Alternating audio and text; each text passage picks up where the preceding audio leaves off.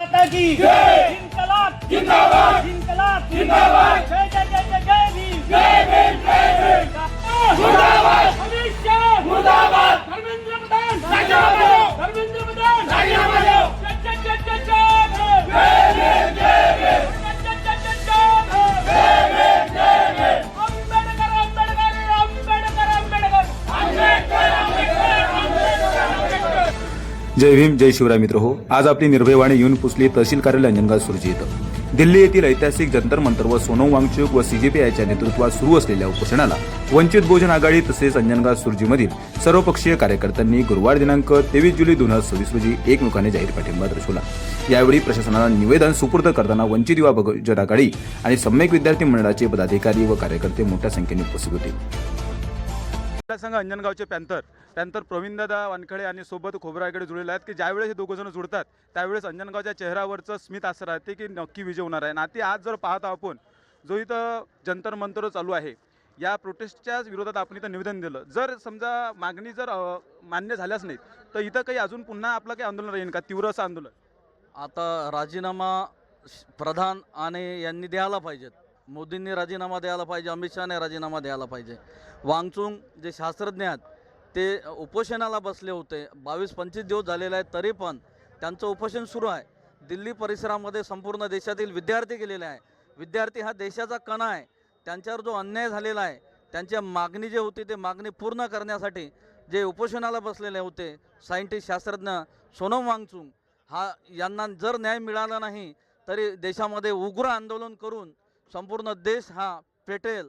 आणि म्हणूनच अमित शाह आणि नरेंद्र मोदी आणि प्रधान यांनी राजीनामा द्यावा आणि त्यांच्या विद्यार्थ्यांच्या मागण्या मंजूर कराव्यात, कारण विद्यार्थी हा देशाचा आधारस्तंभ आहे आणि त्याच्यावर जर अन्याय होत असेल तर पूर्ण जगावर देशावर अन्याय होत आहे। नक्कीच अंजनगाव सुरजीमध्ये सुद्धा आता याचे या जंतर मंतरवर चाललेल्या प्रोटेस्टचे इथं सुद्धा पडसाद उमटला। ही धस आता सुद्धा इथं आलेला आपल्या संग जुळल्यात अंजनगावचेच पॅन्थर प्रवीणदादा की पॅन्थर म्हटलं म्हणजे त्यांच्या नावातच एक नवी एक सामाजिकता कार्यरत आहे। तर पॅन्थर दादा मला सांगा, तुम्ही आता समजा सीजेआयनं म्हटलं आहे की मला तो व्हिडिओ पाहायची जरूरत नाही, आमच्यापाशी वेळ नाही आहे तेवढा, काय वाटते तुम्हाला की खरं खरं बाबासाहेबाच्या मूलभूत तत्वावर आजचा भारत चालतो की काय?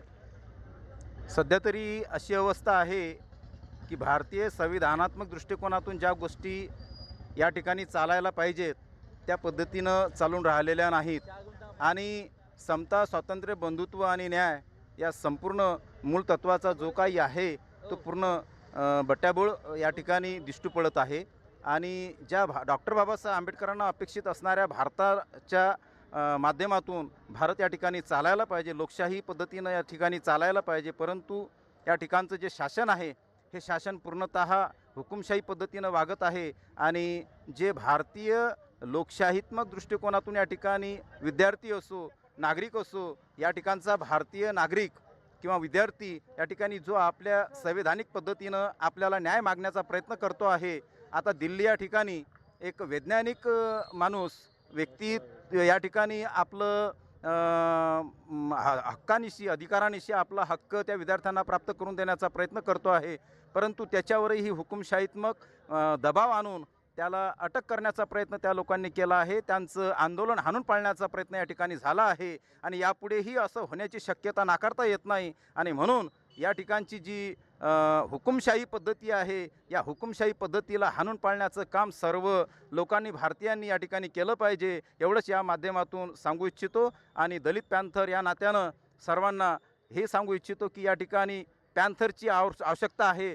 पॅन्थर एकेकाळी ज्या पॅन्थरनिशी या ठिकाणी संघटना राबवली होती त्यावेळेस होत असणारे जे अन्याय आहेत त्यातूनच दलित पॅन्थरच्या माध्यमातून मोठमोठे नेते आज रोजी ज्याने त्या पक्षामध्ये घुसलेले आहेत, नेते घडवलेले आहेत, देशाला एक नेता प्राप्त करून दिला आहे तो म्हणजे पॅन्थरनं। आणि पॅन्थरची आज रोजी या ठिकाणी देशाला गरज असल्याची आज रोजी या ठिकाणी वस्तुस्थिती दिसू पडत आहे। नक्कीच या ठिकाणी आता जो प्रोटेस्ट चालू आहे त्या प्रोटेस्टमध्ये पॅन्थरची सुद्धा आवश्यकता असेलच असं सन्माननीय पॅन्थर यांनी सांगितलं आहे। आपले समता सैनिक दलाचे अध्यक्ष आपल्या संघ जुळलेले आहेत, तर याच्याबद्दल जो आता प्रोटेस्ट चालू आहे इथून जो लढा सुरू आहे या लढ्याबद्दल आपलं काय असं व्यक्तिमत्व आहे? आणि मला असं वाटते की आता जोपर्यंत हे प्रशासन आहे हे प्रशासन निद्रेमध्ये आहे, कारण दिल्ली पोलिसांनी सुद्धा हा महिलांवर लाठीचार्ज केला, काय वाटते तुम्हाला याबद्दल? जे भारतीय संविधानामध्ये प्रत्येकाला न्याय मागण्याकरिता अधिकार दिलेला आहे, परंतु न्यायव्यवस्था, इथलं शासन प्रशासन हे फक्त आणि फक्त आम्ही म्हणू तेच बरोबर आहे, कोणीही कोणत्याही प्रकारचं आंदोलन करू नका अशा प्रकारे एक दडपशाही निर्माण करत आहे.